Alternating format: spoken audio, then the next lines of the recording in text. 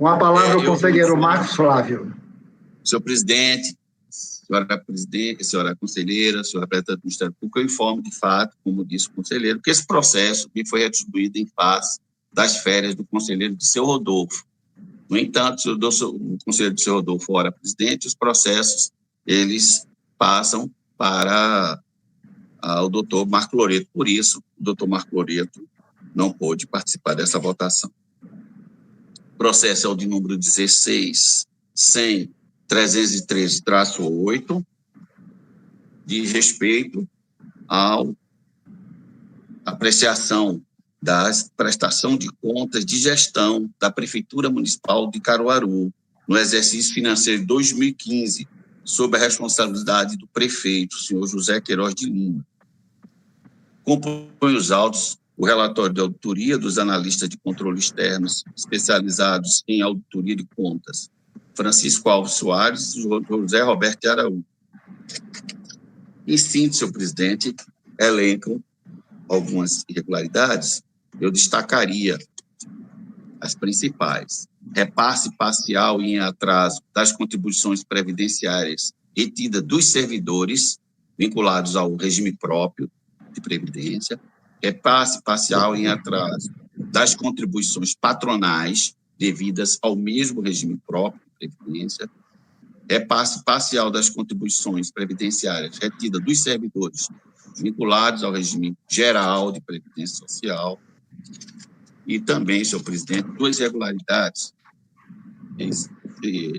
inexigibilidade indevida para aquisição de livros e materiais pedagógicos e livros adquiridos sem a obtenção do desconto adequado dos termos do relatório de auditoria.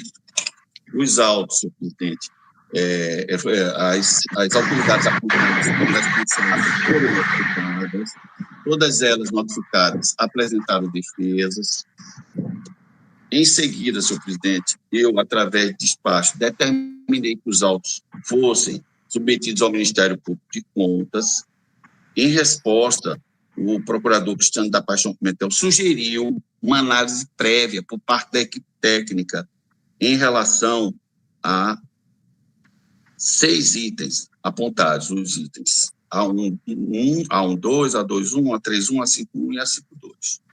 Retornaram-me os autos e eu, em atendimento ao que foi requerido, ao que foi formulado pelo Ministério Público, determinei que fosse produzida uma nota técnica de esclarecimento.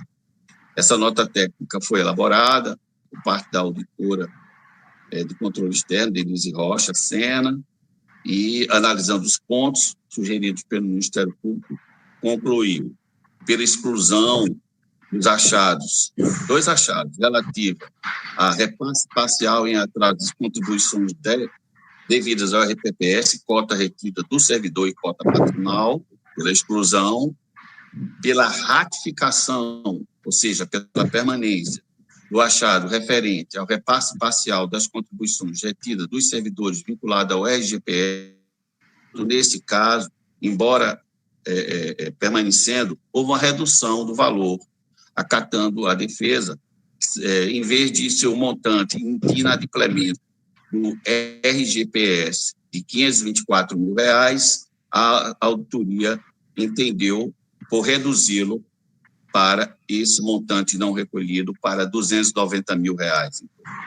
E, com relação à dispensa de licitação indevida e inexigibilidade e livros adquiridos sem obtenção de desconto, as 3 últimas irregularidades, que é a dispensa por falta de planejamento, a inexigibilidade para a aquisição de livros e material pedagógico considerado indevida e livros adquiridos sem obtenção de desconto, a equipe técnica ratificou exatamente os pontos do relatório. E, em seguida, senhor presidente, eu remeti os autos ao Ministério Público de Contas, após o acatamento da sugestão, e lá retornou com o parecer 422 de 2020, da lavra do procurador Cristiano da Paixão Pimentel. É o relatório, senhor presidente. O Ministério Público irá se pronunciar? Sim. Com a palavra, o representante do Ministério Público.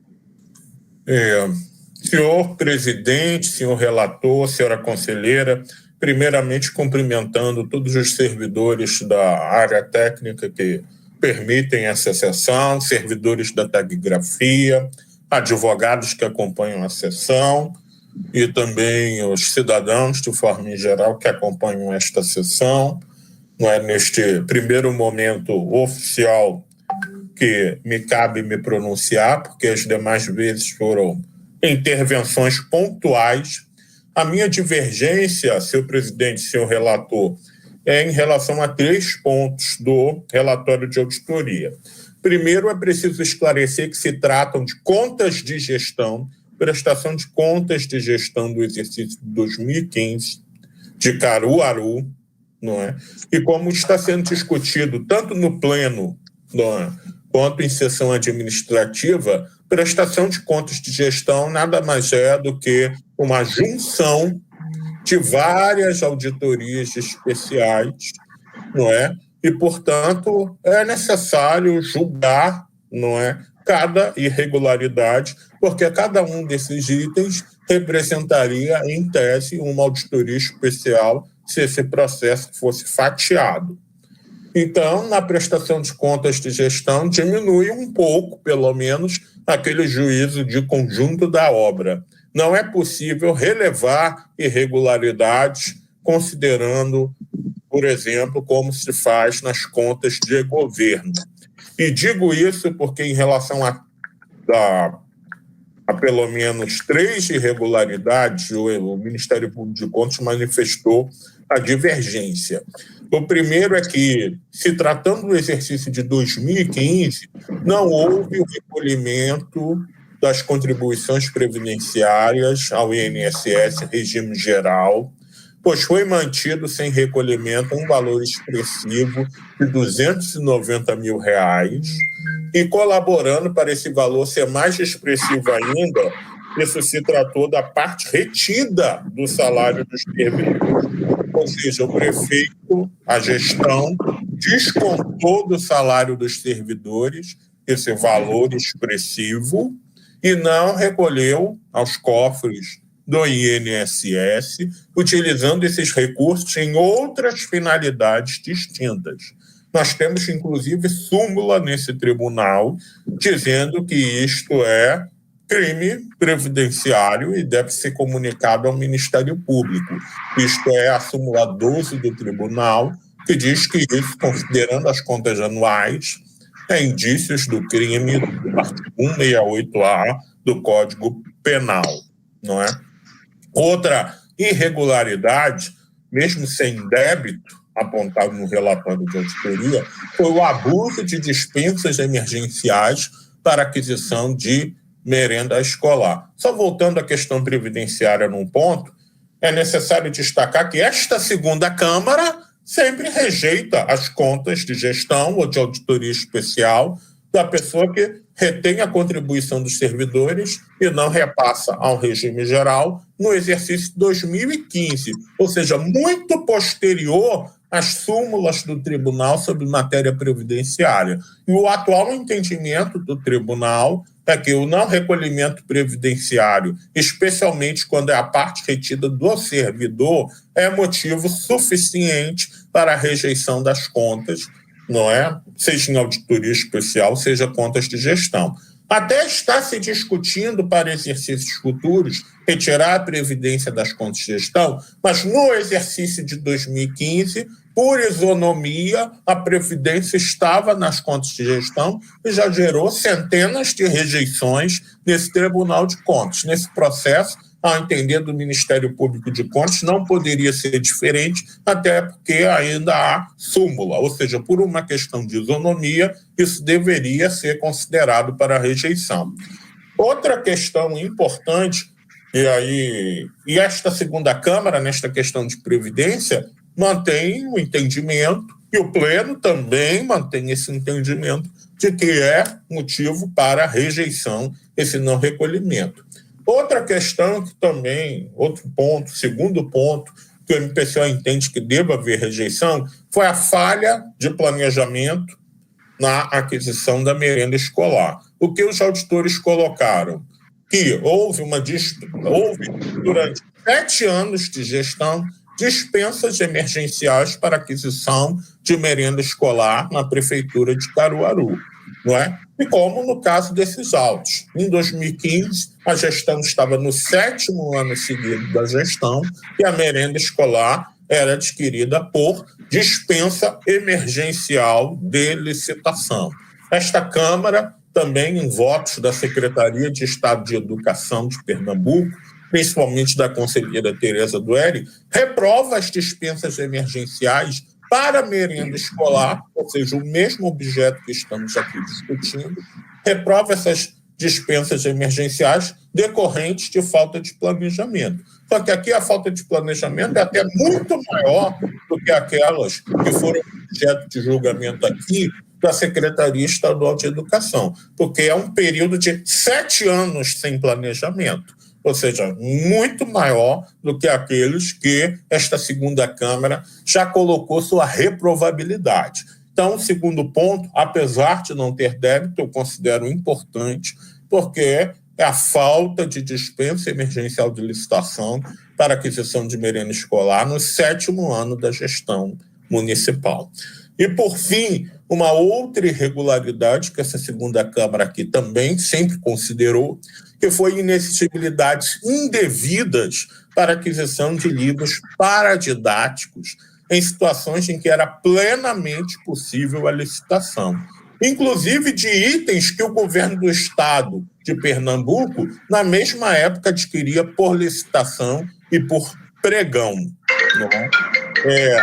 E outro detalhe também é que, assim como esta segunda Câmara já decidiu várias vezes, esses livros didáticos paradidáticos, eles eram adquiridos pelo valor de capa, não é? E esta segunda Câmara já assentou, até em recentes julgamentos, que isto é irregular. Todo mundo sabe que livros comprados em grandes quantidades por governos têm que ter um desconto no valor de capa. E não foi isto que aconteceu nestas inexigibilidades que estamos aqui discutindo. E este detalhe, que é o único em que há a proposta de imputação de débito por parte da auditoria, a MPCO queria até destacar, não é, que foi feito um relatório de auditoria, uma proficiente nota técnica sobre isso, não é? E a prefeitura, estranhamente, não quis pedir o desconto no preço de capa do livro. Como colocado no relatório de auditoria, praticamente todos os tribunais de contas do país, inclusive o TCU, apontam isso como irregularidade, porque é uma coisa muito normal, é uma coisa assim da regra do comércio de livros, esse desconto no valor de capa. Inclusive, eu queria citar que esta segunda Câmara, no processo 1503-229-1, considerou isto irregular e imputou o débito. Era um processo de relatoria da conselheira Tereza Dueri, da segunda Câmara. Nessa questão, era a Prefeitura do Cabo, não é? E os livros paradidáticos foram adquiridos sem desconto no valor de capa. E a auditoria disse que era necessário, no mínimo, 20% do desconto do valor de capa. O normal numa compra é até 40% de desconto no valor de capa. Não é? No caso do Cabo, estavam sendo adquiridos 181 mil livros de apenas uma editora. Mas, salomonicamente, se o desconto normal mínimo era 20%, naquele processo da segunda Câmara, se considerou, não é, que era devido a esse desconto de 20% e se imputou um débito na época de mais de R$1 milhão naquele processo, o 1503-299-1. Inclusive, eu gostaria de registrar que esse processo da segunda Câmara foi objeto de recurso do Pleno no processo 1951697-6, que inclusive o relator foi o ilustre conselheiro Marcos Loreto, e o Pleno, por unanimidade, manteve aquele débito de mais de R$1 milhão, ou seja, todos os 3 membros da segunda Câmara titulares adotam um entendimento em processos de que a não aplicação do desconto padrão no valor de capa é motivo para a imputação do débito pecuniário. Ou seja, se este processo aqui tiver uma votação divergente, vai estar contra o entendimento dos 3 membros titulares dessa segunda Câmara, não é? Então, foram essas 3 irregularidades que o MPCO discorda do encaminhamento do relatório em lista, por entender realmente que estariam divergindo todas as 3 do entendimento desta segunda Câmara. A primeira, a retenção do salário dos servidores da contribuição sem o repasse ao regime geral de previdência, no exercício de 2015. Ou seja, não é a parte patronal que estamos aqui falando, é o valor descontado da remuneração dos servidores, que a prefeitura não deveria ter nenhuma ingerência. Inclusive, no pleno, sempre é falado que isto é, por si só, grave, com rejeição de contas, inclusive com o voto dos 3 membros titulares desta segunda Câmara. Outra questão também foi a falta de planejamento em dispensas emergenciais para aquisição de merenda escolar, que esta Câmara, em processos da Secretaria Estadual de Educação de Pernambuco, sempre reprovou e julgou irregular esta falta de planejamento.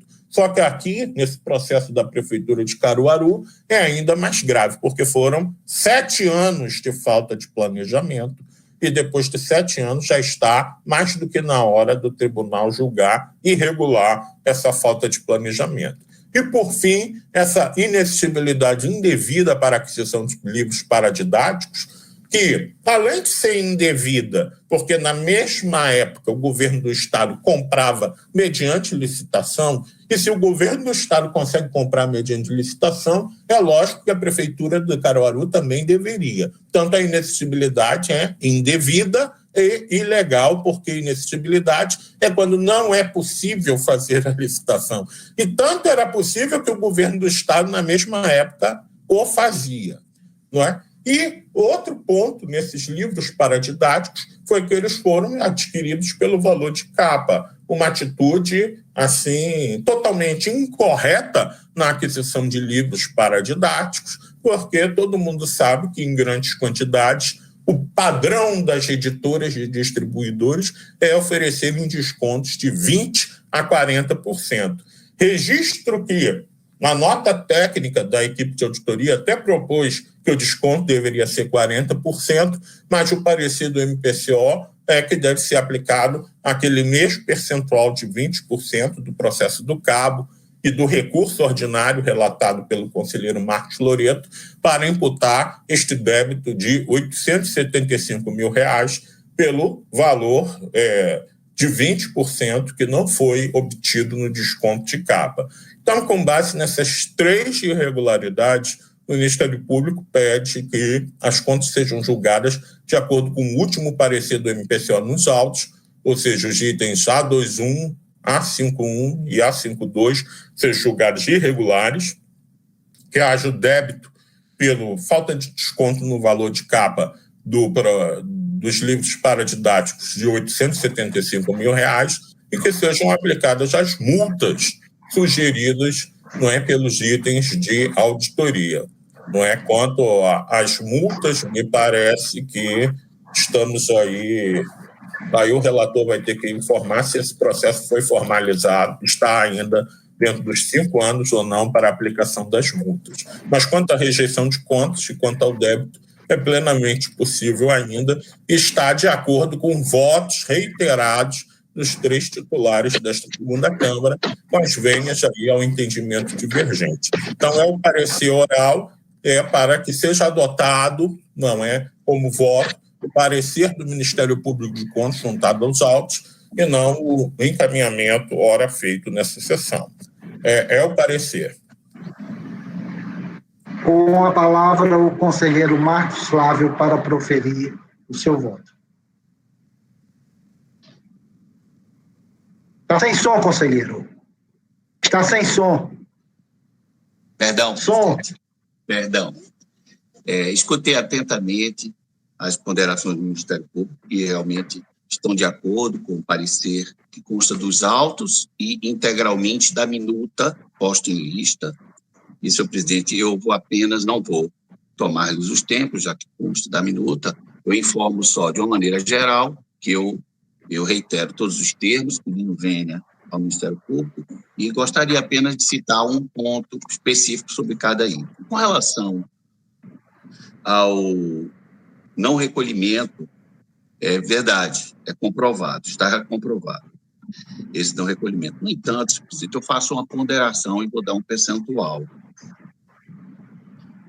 Em síntese, eu estou lendo um trecho da minuta. Foram recolhidos em favor do RGPS e RPPS, recolhidos contribuições previdenciárias que perfizeram um montante de R$ 30.901.784. Por outro lado, deixou de ser quitado o valor de R$ 290.592, o que representa percentualmente menos de 1%, 0,94% do total de recolhimentos honrados pela municipalidade. Quer dizer, dos 30.900.000, deixou de ser recolhido, foram recolhidos, deixou de ser recolhido 290 mil, que representa 0,94%, esses R$ 290.592. Eu coloco também no voto, porque eu creio que julgar é ponderar, é apenas pelos números absolutos que se encontram, mas também fazer um juízo de proporcionalidade e razoabilidade. E com relação a esse ponto específico do não recolhimento de 0,94%, consta, inclusive, da minha minuta, que eu vou ler agora, são 3 linhas só. Peço vênia ao Ministério Público de Contas, no sentido de considerar a gestão previdenciária da Prefeitura Municipal de Caruaru acima, reitero, acima, superior ao padrão médio PCB, comparativamente com os demais municípios pernambucanos. E, novamente, especificamente, peço vênia ao Ministério Público por entender não estar minimamente configurada a violação ao artigo 168-A do Código Penal, consubstanciado na conduta típica de deixar de repassar à Previdência Social as contribuições recolhidas dos contribuintes no prazo de forma legal. Neste aspecto, de salientar que o montante de desembolso direcionados para a quitação das contribuições patronais do RGPS, R$ 5.509.000, foi sobejamente superior ao inadimplemento da cota parte retida do segurado, 290 mil, como já falei outrora. Não obstante essas considerações que fiz, por reverência ao MPCO, deve cópia da presente deliberação ser encaminhada ao Ministério Federal nos termos sugeridos pelo parecer 422-205-2020 da lavra do procurador Cristiano da Paixão Pimentel. Face ao exposto, senhor presidente, em relação à gestão previdenciária, mitigo a irregularidade noticiada pela equipe técnica e bem postada no parecer do Ministério Público e remeto-a ao campo das ressalvas. Com relação à falta de planejamento, senhor presidente, dispensa de licitação ocasionada por falta de planejamento com relação ao objeto de gêneros alimentícios para a merenda, resta configurada. Resta configurada. E, em face dessa impropriedade, senhor presidente, caberia aplicar multa em desfavor do senhor Antônio Fernando dos Santos Silva. Contudo, constato o decurso do prazo previsto no artigo 73, parágrafo 3 da Lei Estadual 12.600/2004, que vem a ser a lei orgânica deste tribunal, cuja redação dispõe que as multas só poderão ser aplicadas no prazo máximo de 5 anos, contados a partir da autuação do respectivo processo no Tribunal de Contas. E, em arremate final, verifica que, não obstante constar falha no planejamento, na aquisição e a dispensa, o fornecimento foi, isso é importante, foi pactuado em preço justo, circunstância que pesa favoravelmente ao gestor municipal da educação. O preço foi justo, senhor presidente, e isso eu levei em conta para, se fosse o caso de aplicar multa, mas face ao tempo não é possível. Então, apesar de procedente o item, deve ser encaminhado também para o campo das ressalvas. E, finalmente, senhor presidente, com relação ao único item de débito que trata da aquisição de livros didáticos sem o oferecimento de desconto para o município, ou a aquisição pelo município sem o desconto, eu tenho a dizer o que consta também, e reitero, na minuta colocada em lista. Não há norma legal ou infralegal que imponha ao gestor municipal a contratação de fornecimento de livros didáticos ou paradidáticos para os alunos da rede pública, com a obtenção de descontos suscitados pelo relatório de autoria e pelo parecer do Ministério Público. Não há norma legal ou infralegal amparando a obrigatoriedade desse desconto. Este Tribunal de Contas, senhor presidente, não editou a essa quadra de tempo resolução ou súmula alusiva à aquisição de livros didáticos ou paradidáticos, com obtenção de desconto obrigatório sobre o preço de capa, razão pela qual a controvérsia não restou superada ou pacificada. Tampouco foi levado para o conhecimento dos gestores os precedentes invocados tanto pela equipe técnica e pelo Ministério Público, através do parecer, alcançam tão somente os sujeitos contemplados em tais deliberações, não vinculando os gestores estranhos em relação ao processo. Não há notícia, outra ponderação, nos autos da existência de recomendações pretéritas emanadas deste Tribunal de Contas, proferidas em prestações de contas de exercícios anteriores da Prefeitura Municipal de Caruaru. Ora, em julgamento está a Prefeitura Municipal de Caruaru, ou seja, sua prestação. Não há nenhuma recomendação nesse sentido que oriente os gestores da Secretaria Municipal de Educação do município a evitar esforços direcionados à obtenção de descontos mínimos sobre o preço do carro. E, para concluir, senhor presidente, isso é importante, já está na conclusão, além de não haver norma legal ou infralegal, não haver recomendação específica direcionada em processos, em acórdãos ao município de Caruaru, não houve alerta de responsabilização em relação aos processos de inexigibilidade em tela.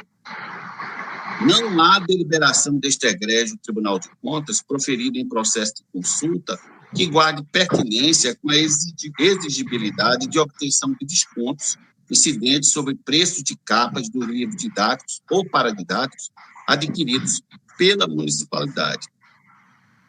Sendo assim, senhor presidente, não é possível há uma norma que nos obriga, por ocasião do julgamento, com efeito, não é possível se distanciar do mandamento contido no artigo 23 da Lei de Introdução às Normas do Direito Brasileiro, LINDB, cujo teor determina que a decisão administrativa, judicial ou controladora, que é o presente caso, que estabelecer interpretação ou orientação nova sobre a norma de conteúdo indeterminado, impondo novo dever ou novo condicionamento de direito, deverá prever regime de transição, quando indispensável para que o novo dever ou condicionamento de direito seja cumprido de modo proporcional, equânime, eficiente e sem prejuízo aos interesses gerais.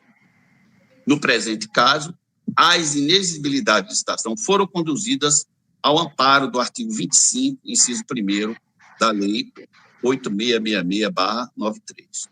Os processos foram instruídos com declarações de exclusividade ostentadas pelos fornecedores contratados. Os preços pactuados se mantiveram em patamar igual ou inferior ao preço de capa praticado no mercado varejista.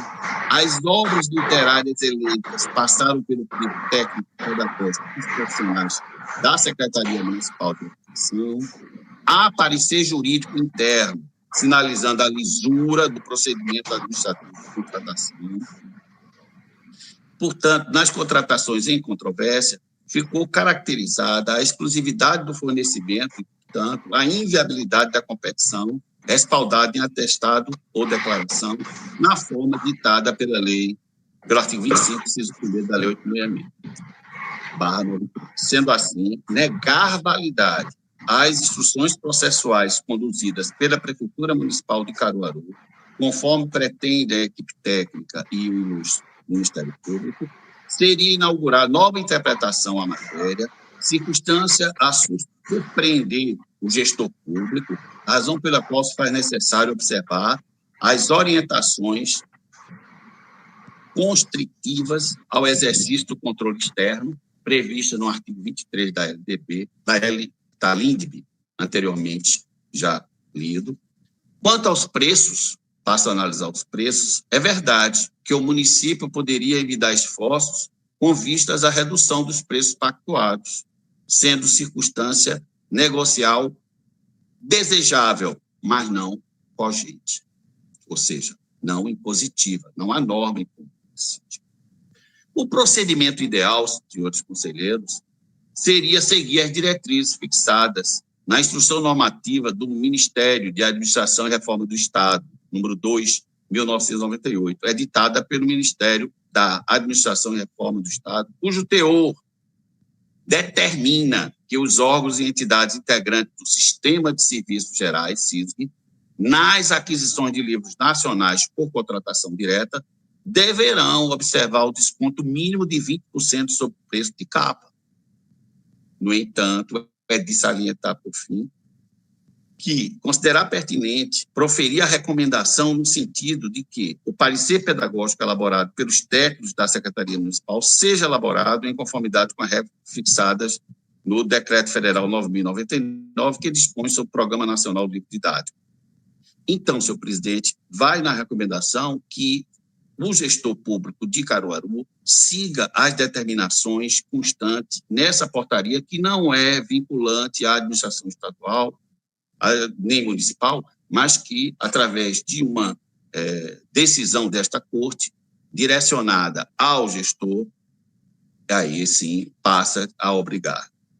Então, senhor presidente, pedindo todas as vênias ao Ministério Público, elogio a participação, a elegância, a fineza do procurador Cristiano da Paixão, a quem eu respeito, sigo os pareceres. Ontem, na semana passada, segui inteiramente em processos meus, não apenas de ontem, nem da semana passada, seus pareceres. No entanto, ouso dissentir, pedindo todas as vênias, e julgo regulares, senhor presidente, as contas do senhor prefeito relativas ao exercício financeiro de 2015 e também como os demais gestores públicos, como o secretário municipal de Educação, como também de Saúde, secretário municipal de Saúde, e também a secretária de Educação em um outro período de tempo, e também dos representantes da CONDICA, dando-lhes, que é o Conselho de Direitos da Criança e do Adolescente, que foi citado no relatório da autoria, dando quitação. E faço recomendação, senhor presidente, exatamente no sentido de dotar os gestores públicos de norma agora cogente, no sentido de aplicar desconto aos preços de livros constantes da capa e observar a norma federal, que é exatamente de 20%.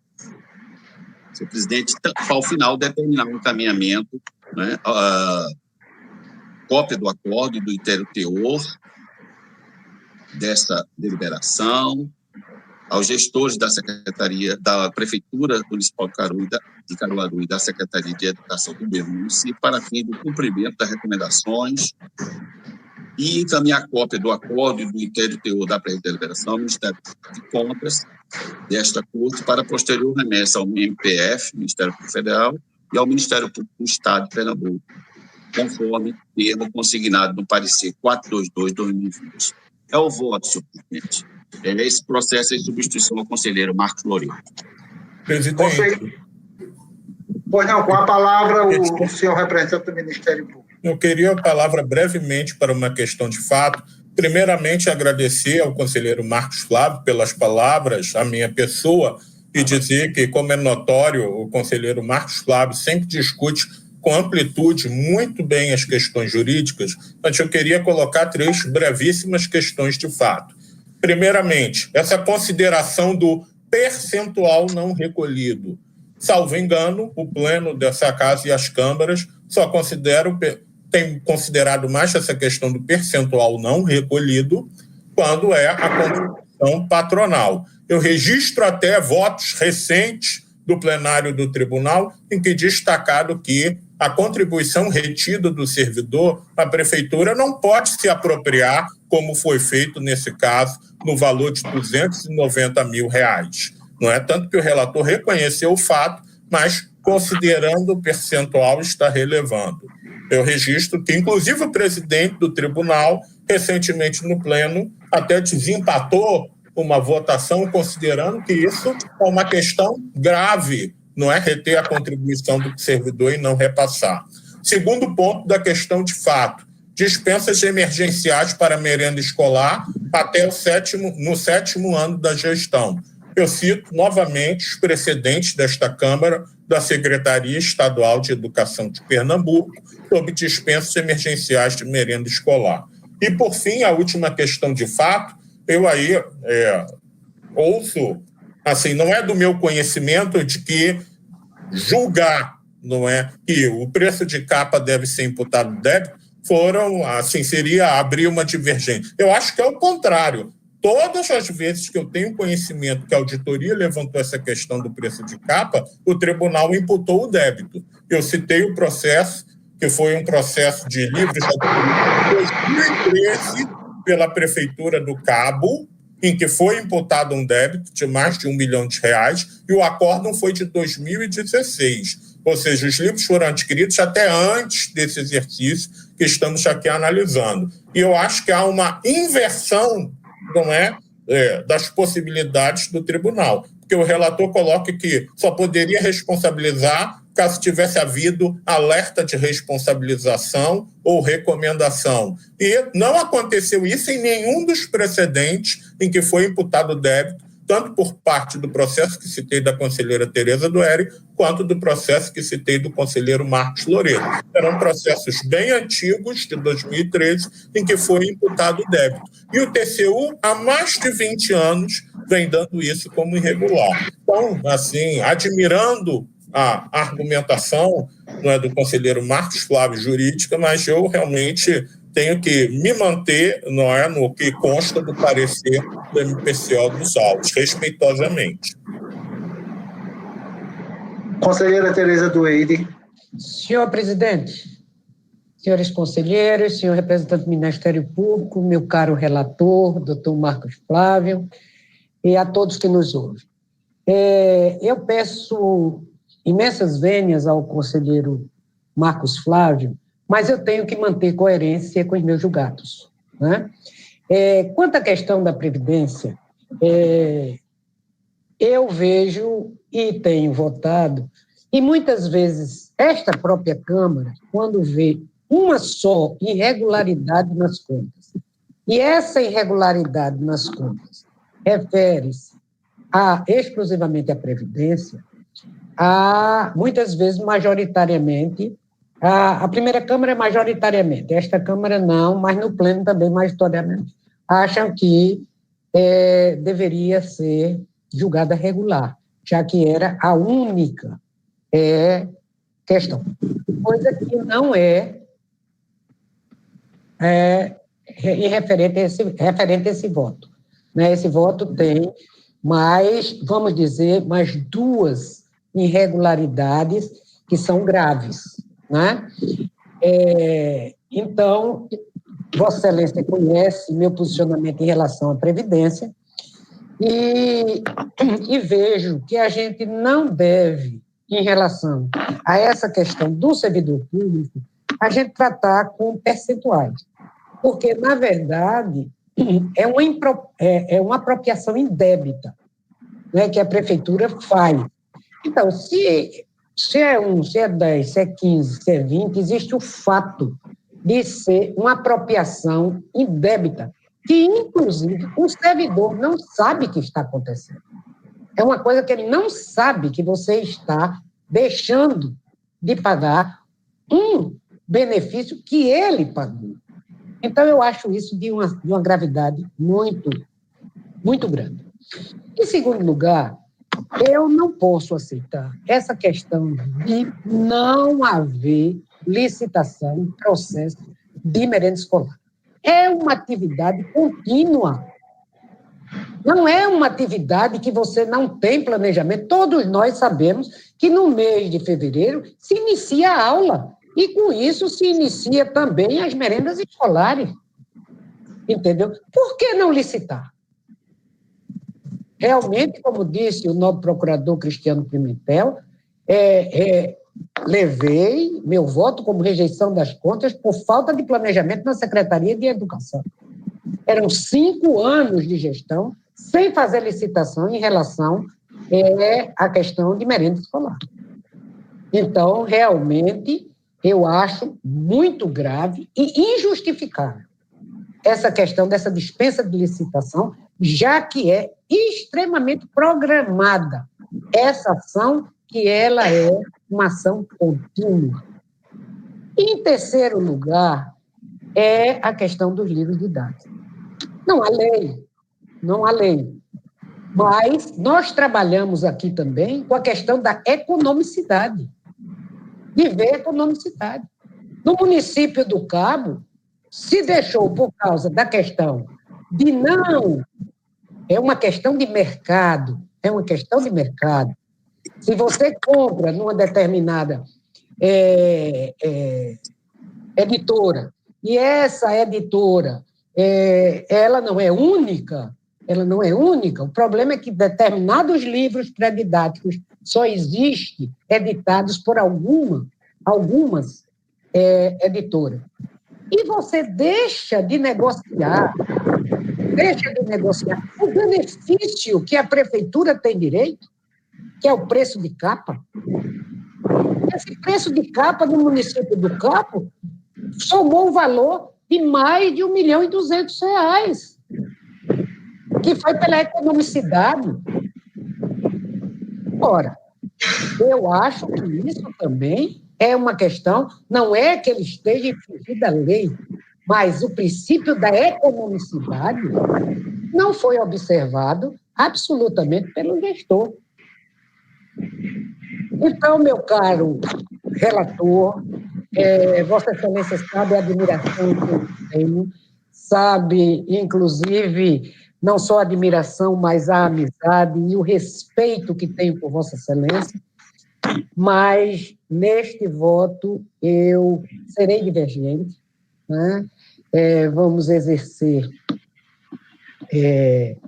democraticamente as colocações aqui feitas e, portanto, senhor presidente, eu encaminho um voto divergente por esses 3 pontos aqui colocados, sendo coerente com os meus julgados, né, sobretudo com a coerência dos meus julgados, e também por achar que são faltas excessivamente graves em relação à gestão. Então, meu voto é pela irregularidade.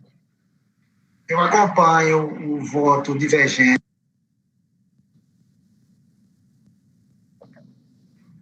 Eu acompanho o voto divergente da conselheira Tereza Dueire e devolvo a presidência ao conselheiro Marcos Loreto. Senhor presidente, conselheiro Marcos Flávio. Eu comunico não ter mais processo a relatar. Eu agradeço as palavras elogiosas da conselheira Tereza Dueire e do procurador doutor Cristiano da Paixão e concordo com a doutora Tereza de que órgão coletivo é exatamente isso que o caracteriza, são os pontos de vista diferentes, desde que fundamentados. E comunico não ter mais processo e peço a retirada da sessão, senhor presidente. Agradeço a participação do conselheiro Marcos Flávio e já passo a conselheiro Carlos Pimentel para relatar.